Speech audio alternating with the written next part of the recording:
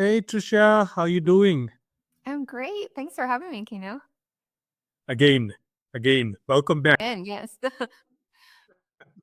it's been a And while. anyone that comes back, yeah, it's been a while, 8 months and some change. This time it's like a better setting for me. The last time I was traveling, so there was a lot of darkness going on. So it's a pleasure to have you back on the show. Whenever someone comes back onto the show, I refer to them as an OG. Now, many guests don't know what an OG is. One lady asked me, Kino, are you calling me old? Am I an old goat? I'm like, no, that's not what it means. On the streets, it means old gangster, Welcome back to the show because you have been here before. It's an I honor. do have some yeah. Yes, I do have some laugh out loud moments when people don't know what an OG means. But some do, but then they just like, play with me. And then I feel like, oh no, I made a huge mistake. And then they're like, no, I'm joking. It's okay. Okay. So, ladies and gentlemen, boys and girls, it's a pleasure to welcome back again romance, fantasy, paranormal, and sci fi author Tricia Copeland to the show again. I will attach our previous chat to the show so people can get to know you better.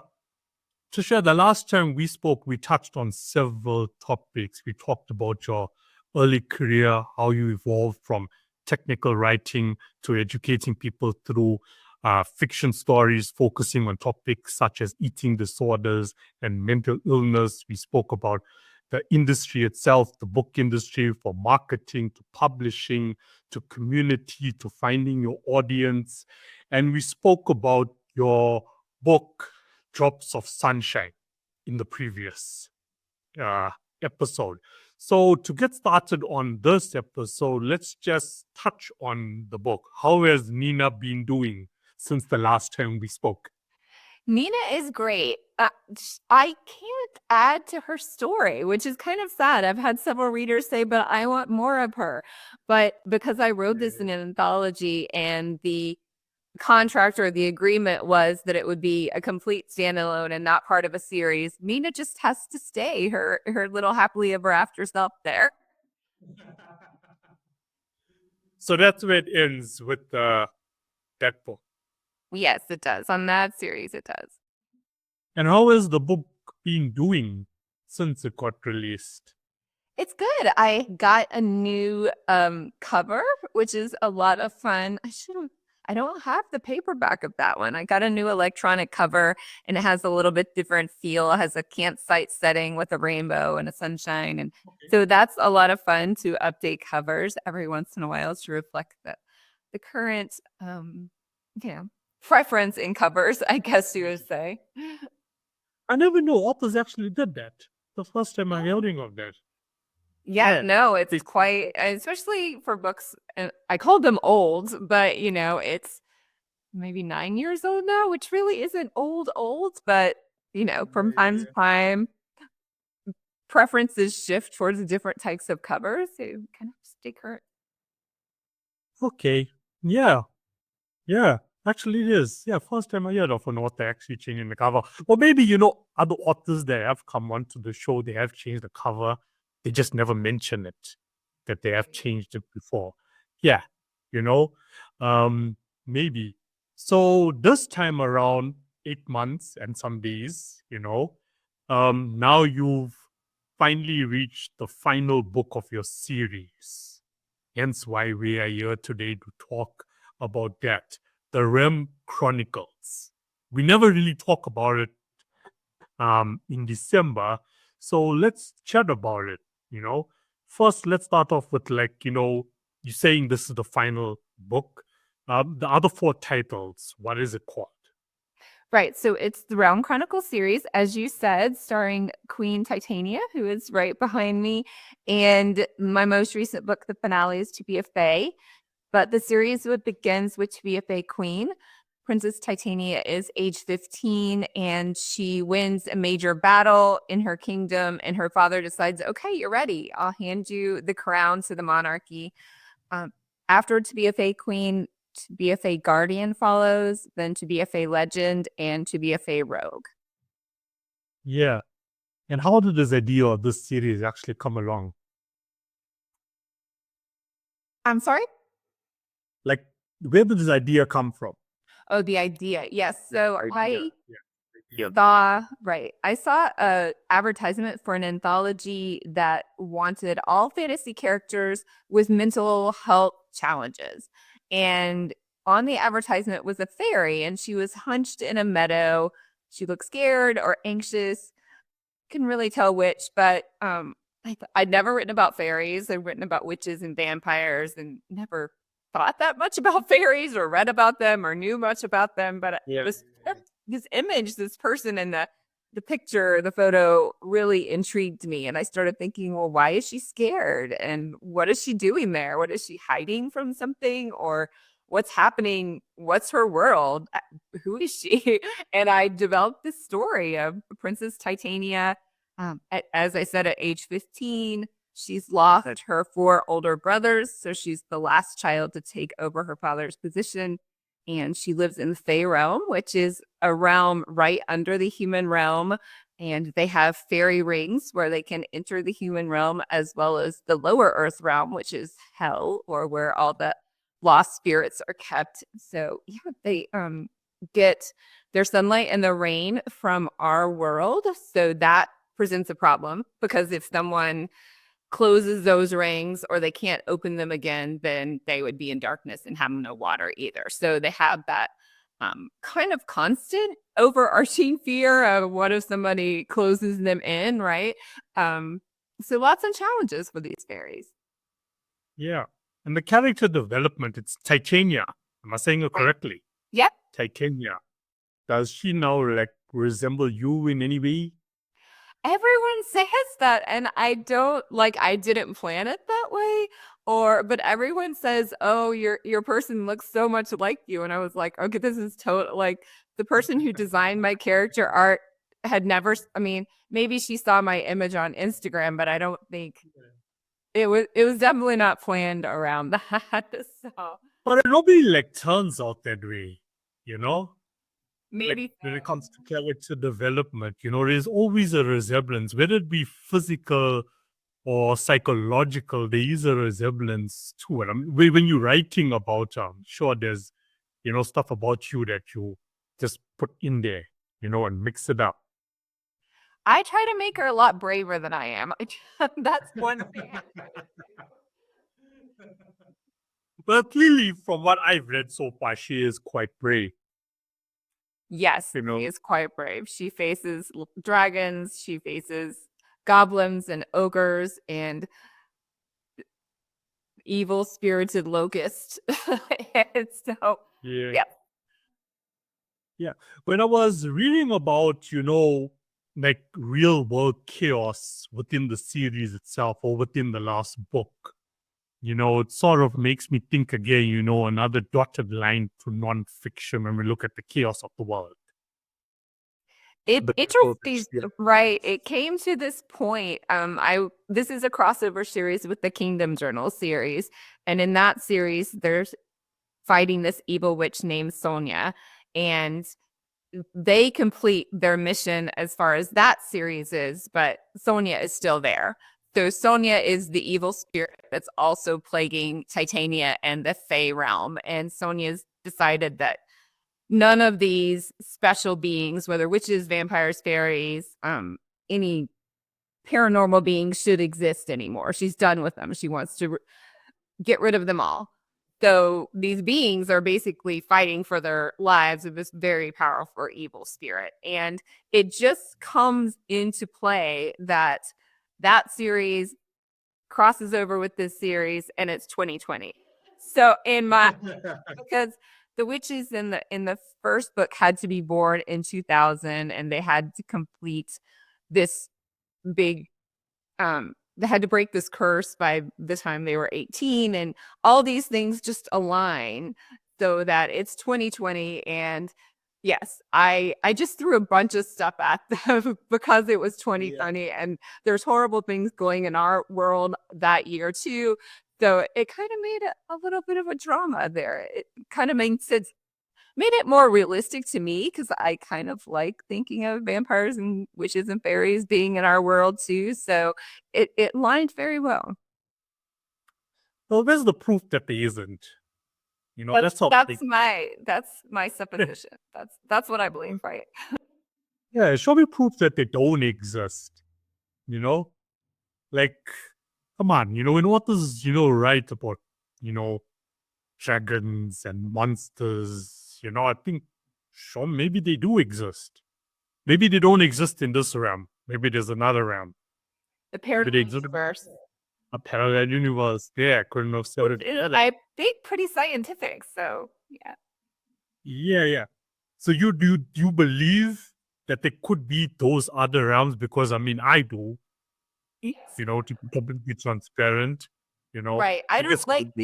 Yeah, I don't like thinking that I'm a different person in another realm, but I do like thinking that there are other beings there. So that's where my mind kind of catches on those scientific theories. Yeah, this is where like quantum physics come into play. Right. We don't want to get too scientific with any of that. But it's quite interesting, just our topic. Like, I'm into learning more about quantum physics. Like, I believe in this parallel realm. Like, there's this another reality of Kino there. You know, I'm still trying to make sense of it all. Haven't pinned it down. I guess no expert can really pin it down, but I just believe like it's there. Well, definitely. I mean, in those electronic pieces, like our computer runs on ones or zeros, so it's only one or the other, but like just like the new quantum computers, it's always on because those no, not atoms, they're little whatever they are moving so fast that they're in two places at the same time. So, yeah. Yes. As far as my comprehension goes. I am comfortable having such a conversation with you because you have such a wild, talented imagination. I give you credit for that. Well, thank you. Yeah, when I look at what you just explained to me, I mean, in this brief time, your imagination is like so awesome. I got to put that out there. Okay. Like what you come up with. Like I'm thinking, wow, you know? Well, if I only knew what those little things were called, I think it's just a big back and forth. Or maybe they're called quantum dots or something like that. I'm not sure. It's a state of nature. I know that. Something for both of us to go look up on after the show. Right. AI to the rescue. Yeah. But I mean, being such an awesome author with this extensive imagination and talented imagination, like, was it something that you feel like you were born with? Like when a teacher at school will look at you and be like, Kino, are you daydreaming? Were you like one of those kids growing up? No, it was never me. That was never me. I was a straight and well, I did get in trouble one time for talking in class, but I was really bored to my and then I never did it again. Like if I got in trouble for something, I would never do it again. So I was pretty much a straight and narrow kid and would have not told you I was creative until I was 40 and started writing. And to my amazement, like is where did this creative person come from? Because I was always very scientific and studied science and did research and technical writing, didn't really enjoy writing at all. I mean, I did enjoy technical writing, but not just for had never enjoyed it for fun. I got like a negative 120 on an essay one time. Yeah, I always failed at those. So it was surprising to me. But then I kind of realized that research can be creative too. You have to figure out how to figure out the problem, right? So to get the answer, you have to figure out the right experiment. And that was my creativity, I believe, in that time in my life. Like I loved how to arrange the experiment and how to form the experiment to get the answer I needed to get was what I loved doing, is what I realized. So that was a form of creativity in and of itself, which I didn't really Yeah. recognize. When it comes to being a creative, Like, you just never know when you'll find like your true calling. That's how I see it. There is no age. Some find it at a young age, which is cool. Some find it in their 40s. Some even find it in their 50s and 60s. Definitely. It Never too late to do something that you love. Yeah, exactly. Like, you grow up and then you like feel like, something is missing, and then self-reflection comes in and then you just start like writing and then like, wow, I'm actually good at this. And you feel fulfilled, you know? And then everything is just like, I would say I was automatically good at it. I keep having to work at it. So, but I like working at it, so that makes it fun. yeah. So why is To Be Fae like the last book of the series? What makes an author conclude that this will be the last book? She needed to have a happily ever after was the main goal, my main goal, because she gets, like I was saying, she gets attacked by dragons and ogres and goblins, and all of these horrible things are happening all around her to many of her friends and loved ones. And I just couldn't do it to her anymore. I needed her to be happy and not be hunted by this evil witch spirit. So yeah, I tucked her in bed and said, sweet dreams, and send her to her happily ever after, and quite happy with that. Although now, so that was 6 months ago when I finished writing it. Although I released it like a month ago, but and now I miss her, so I'm like, well, gosh, what do I do now? Yeah. Yeah, like I was just about to say, like I'm sure there's the sentimental attachment to the characters, especially after 5 books. They become part of who you are, part of your reality, part of your life. And now you're like, okay, it's time to sleep now. I'm putting you away. But Yes, I'm thinking maybe she will pop up one day down the road. I do get bonded to characters, and that's probably why. Excuse me. I have this crossover series because my witches from the Kingdom Journal series come and have their moments in this series too. So it may be something like that where we have different main characters, but then they go see Titania, or Titania is involved in their world or kingdoms as well. Yeah, they like branch out individually. Is that where we're going with this? I think so because I'm not giving too much away, but for a spell in the finale to be a fae, they have to do this huge spell, and they need 12 different fantasy types of beings, right? So they need a vampire and a witch and a fairy, but getting 12 of these is a lot. I had to do a lot of research to think about, okay, which 12 because they actually find. I mean, the wolves are going to help them, the elves are going to help them. Now I come up with a Nyx and a Pixie, and I can't even remember all the ones I come up with. And so those are like very much opportunities to talk about those characters and to maybe spin them off into having their own books and series. Yeah. And with the publishing, correct me if I'm wrong, the last time we spoke, you said you self-publish. Correct. Right. So are you still self-publishing? I am, yes. And I'm working on romances right now because romances are fun and light, and I generally don't kill anyone in them. Well, So there's no fatal love story ending to any of your books. no, no murder plot, no self harm, no. Right. Yeah, yeah. I was speaking to an author a few weeks ago. I forgot what he dark romance. It was dark romance. We started talking about dark romance.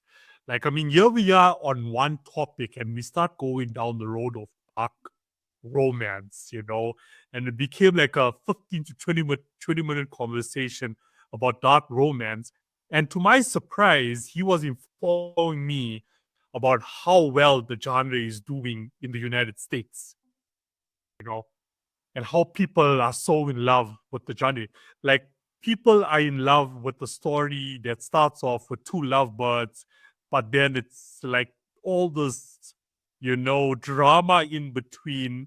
Some ends up in death, some ends up in a, okay, when we like define dark romance, I gave like my definition of it, and he said, okay, Kino, you're close. And then I reference it to like 50 Shades of Grey and the whole 50 Shades series, and then we started looking at like the psychological aspect of it and thinking, how much of that actually played a role in relationships and reality in this day and age worldwide, you know? So when it comes to you, where I'm going with this is that when it comes to you writing a romance novel versus dark romance, you still have faith like in the traditional romance genre. Definitely. Yes. We stay on the light side in the sunset. Light romance. Listeners, light romance.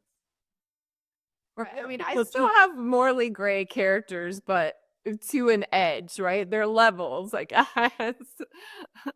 Yeah. Yeah. So what's like your typical love story when it comes to writing? Boy meets girl, there's some sort of reason why probably one thinks the other is not the ideal mate. And then sometimes, the one that's seen as not the ideal mate has to convince the other one that, yes, I'm really great for you and we would be perfect together. And, or there might be, there might be a little bit of enemies in the beginning. My most recent one is an office romance where it's a boss and a worker. And Yes. so they have all those challenges and they have to figure out how to overcome them. Live happily ever after again. Is it one of those stories where it's boss and co-worker and one of them is married or not? Both are single. Yeah, both are single. I haven't done interfere in my books. I don't, not even a little bit of darkness there. Like, Okay. Okay. So this is the second time in a few weeks, I've touched on romance. Yeah, it's fascinating. It really is fascinating, to touch on the genre of dark romance, which was the first time for me. Of course, I don't know about you, but I've watched all of the 50 Shades movies. I've only read the first book. What was the point reading the rest after the first? Oh, and then, taking a deep dive into the genre itself, and then coming across you that is on the complete opposite, like light romance, which makes me think, okay, it does still exist in reality.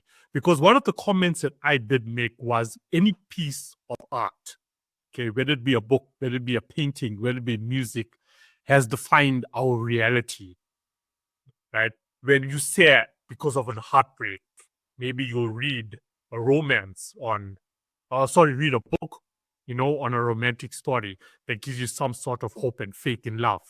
Or maybe you will listen to a song that will give you some sort of faith and hope in love again. So it does define our reality. So with you writing what you write, it also gives me faith that traditional love still does exist in 2025.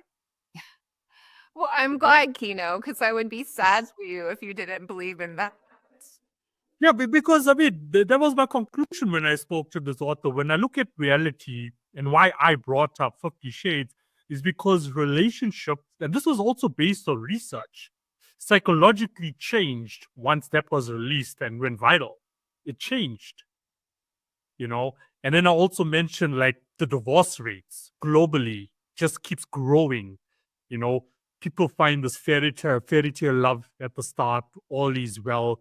Then down the line, complications happen because we influenced by all these external forms of art, that leads to cheating and affairs and so on. And then boom, divorced, you know, you move on to the next partner, but then the same thing happens again because of all these external artistic factors, So it's good. I'm proud that there's authors out there that are still promoting traditional love. Well done to you. Well, good. Thank you. All my books have, even if they're not romances, all my books have a romantic element to them. So, whether it's dating or, because that's part of life, falling in love. And Yeah. is part of life. So I have a little bit of a romance story in every book I write. Yeah. Like, you mentioned falling in love. There's so many people that are scared to fall in love these days. I can It's imagine. fear. Yeah, it's fear. Once again, as I'm saying, based on external artistic factors. You know, so I mean, with your romance novels, is it still to be released? Still work in play, work in progress? Right. So I have my Perfect Romance series is the series that's the ongoing series, and there are different friends in the friend group. They all met at University of Kentucky, and I did Chloe's romance in Perfect and Perfect Always, and then Bree's in As Close to Perfect, and then Maria's in can't even remember my character's names. Yes, that's the character came Imperfect Opposite.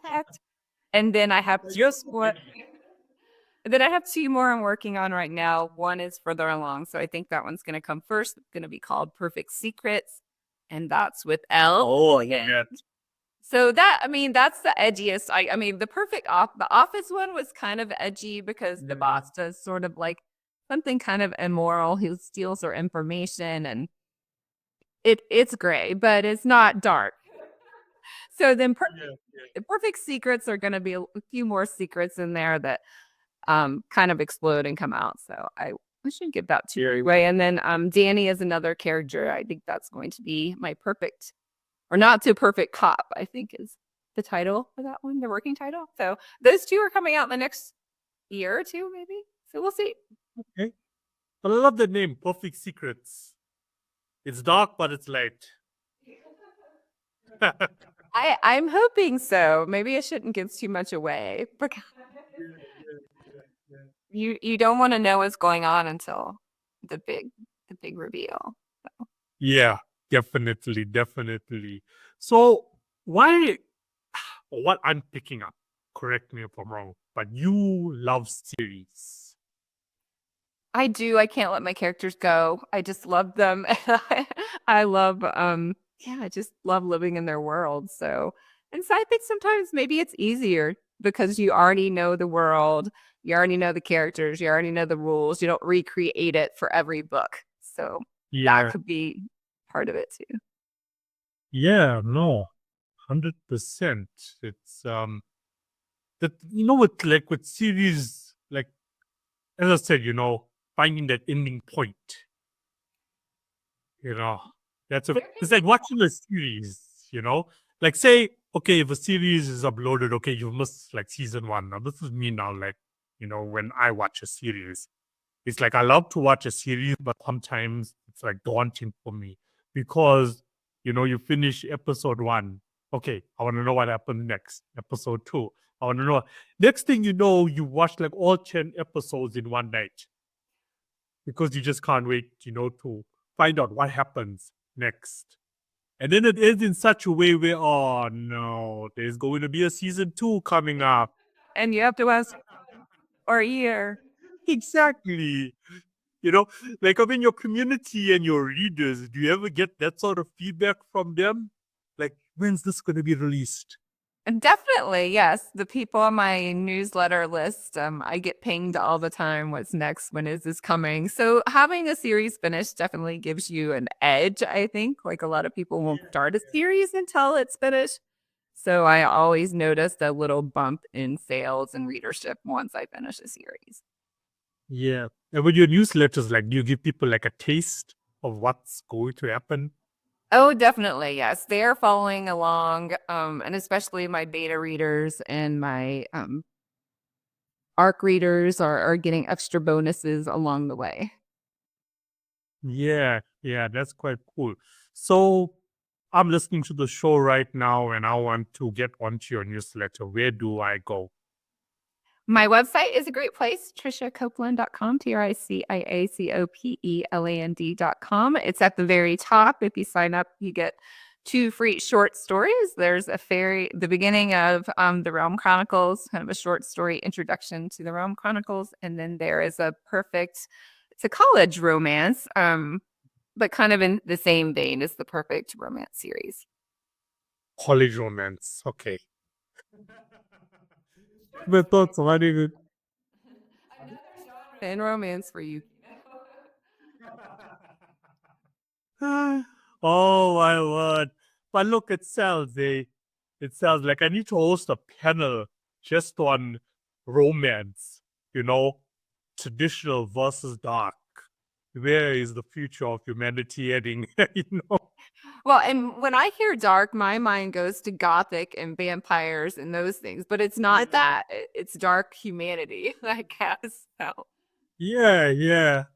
Yeah, but as I said, it's a fascinating conversation, just like this one, just to get a taste of both worlds and understand, where we are at the moment. But I guess, the world itself is also split in both worlds. Some people prefer the dark side, the bad guy.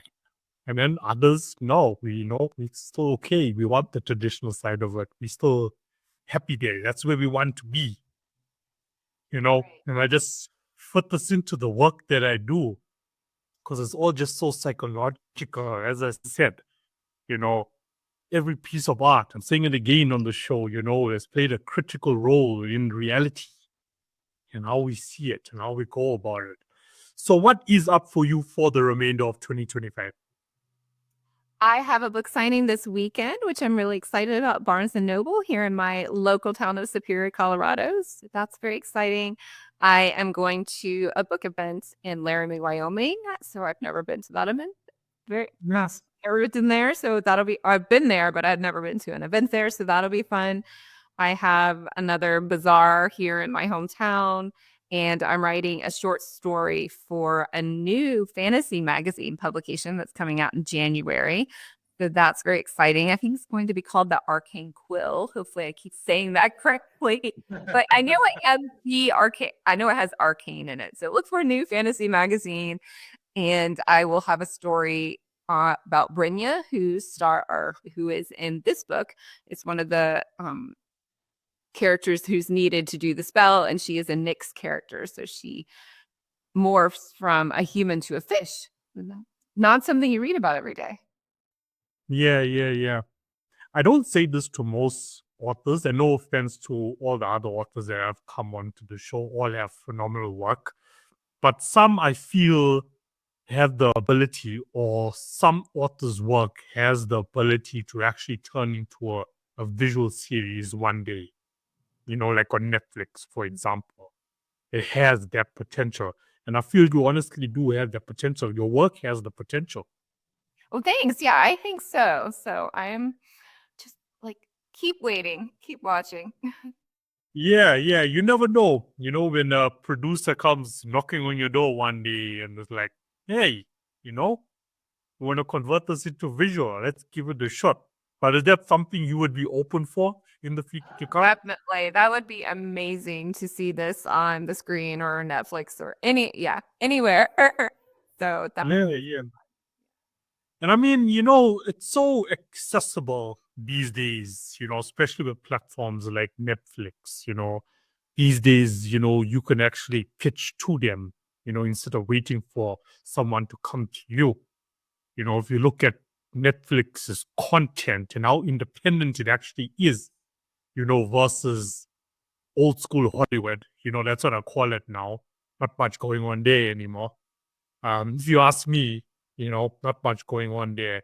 The movies that are coming out of Hollywood these days are like, ugh, terrible, you know, terrible. I'm not sure, like, if you, like, even, like, I mean, if you're a Fast and Furious fan, if you followed that series and you looked how the last one was, it's just not the same anymore. So there's so much possibilities for the independent space, independent creators who are writing awesome books, such as yourself, to get into that space that's going to attract so much viewers. That's what I feel, you know? Yeah, if I could only clone myself and have time for all these things. I guess that's where the parallel universes might come in handy. Yeah. And who knows? You might just be an actor as well. You might just be your own character in the series, which would be a good fit, which would be a good fit. Yeah. So, I mean, all the best, with the up and coming signings. I spoke to someone the other day which was late last week, and he says one of his marketing strategies is going to like a normal, like you get these normal market where people are selling food and souvenirs, he goes there with a book stand, you know, with a book stand. Yeah, and he says it actually works for him. He's quite well established, but he says he like thinks outside the box. Like, why only go to like a book festival with my stand with my books to sell it? There's so much competition like around me. So he goes to like a normal market, where people are selling food, souvenirs, toys, whatever, clothes. And there's he, with these books, you know, which is something different. Right, and you're not competing against other authors. You're just competing against everyone, right? So, yeah, if you're the only book offering, yeah, I have a lot of other friends who go to craft fairs and holiday sales and things like that. Yeah, yeah, They do yeah. very well and get a lot of following that way. Yeah. And out of curiosity, like where you are based, like how's book festivals? Is it something that's hot or cold? It's pretty hot. I went to a huge one in Colorado Springs this fall. No, it was in the spring. In the spring, in April, and next year they're going to be in their third year of doing it. Springs Book Bash in Colorado Springs, Colorado. It's going to be next August in 2026. So we had 200 authors, and we did have art vendors too. But it was a 2-day sale, and it was huge. We had tons. I think they said they had over 1,000 readers there. So. Wow. Wow. Wow. Wow. That's awesome. That's awesome. Um, Once again, like, like always bring in what other authors say because, like I'm in the space to like just transfer information from the one to the other.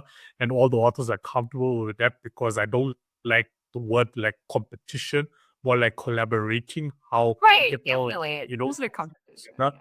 And he was telling me, like what he wants to do. So he's from Texas.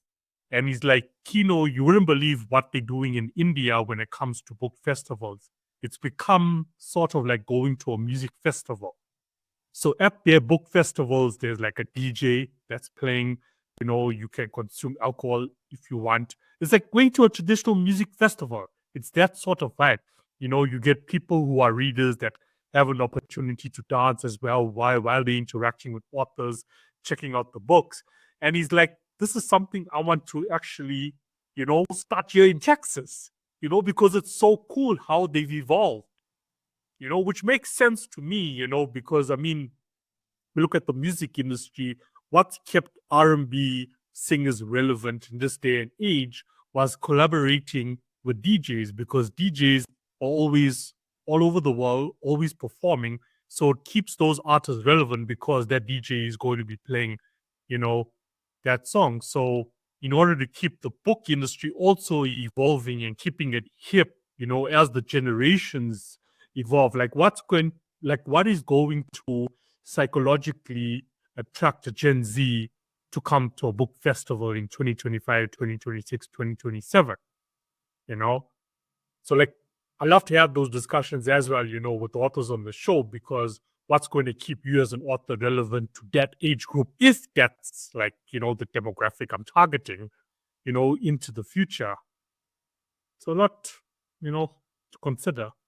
Right. Yeah. Yeah. I went to a book event at a brewing company a couple of weekends ago, and it's called Storybook Brewing in Colorado Springs. And the owners are very much book people. So that I think this is the third one they've hosted in 2 years, and they have different authors come every time. And there was 25 or 30 of us in their space, but just an afternoon, people could come and they had food trucks there too, and yeah, people could come and bring their dogs and hang out with the authors and talk to other readers about books. So it was a lot of fun. Yeah, that's what we need. What we like because culture will always change. How people think will always change. Attention span, it's getting smaller and smaller and smaller.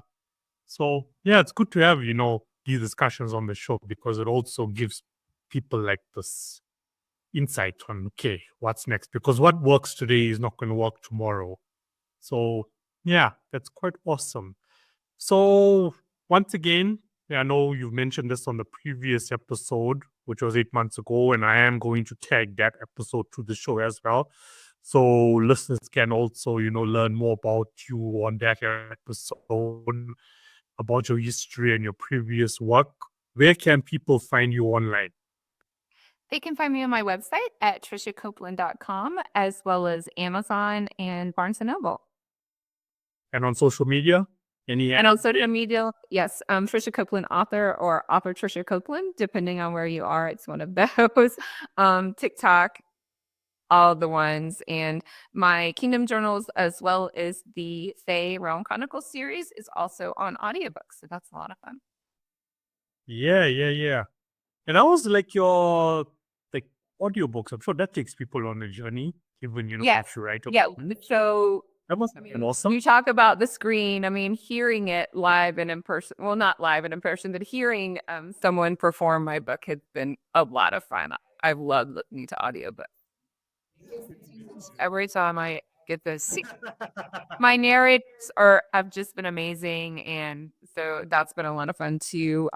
To be a Fae Garden, the second book won a Independent Book Publishers Association award for the audiobook. So it was really fun to go to that event with my narrator Jillian Yetter at the time.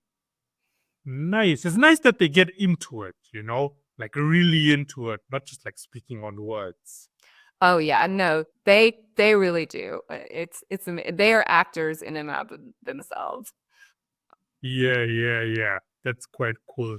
Tricia, thank you so much. Is there anything else that you would love to say to the audience, to the listeners? Oh, come to my website. I have tons of preview videos on my YouTube channel as well. And yep, thank you so much for having me, Kino. Yeah, no, it's been a pleasure. Thanks for coming back on again, and I wish you all the best with your work to be fair. Hope it goes great and all this up and coming projects and CDs that you have on the table. It seems like it's never going to stop for you. I gotta ask, where do you find the time and energy? Yeah, I wake up pretty early in the morning, and that's okay. Yeah, but really, all the best from my heart to yours. All the best. Wish you nothing but success moving forward. And with all the work that's coming up, I feel we're definitely going to chat again. And the best wishes to you too. Thank you. You're not the one book every 2 years author. Put it that way. I try not to be. I like doing one a year, so we'll try to keep it there. Yeah, keep the imagination and words flowing. Well, thank you so much, and please enjoy the rest of your day. Thank you. Bye. All right, okay, bye.